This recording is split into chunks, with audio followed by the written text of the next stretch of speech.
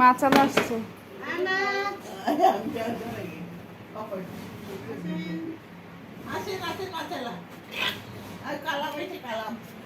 কে কে মাছ হইব? হ্যাঁ আরে কালাম বলেন কেন? তো সালমান মাছালা সালমান মাছালা খালি বলবেন মাছালা। পেটে চুপা দিয়ে দেবে। কি হইছে? কি বলে? এই যে লাগছে না চুমা দিয়ে দিন না। আই মাছ নিবে? ব্যাগটা সুন্দর হয়েছে। কত নিছে?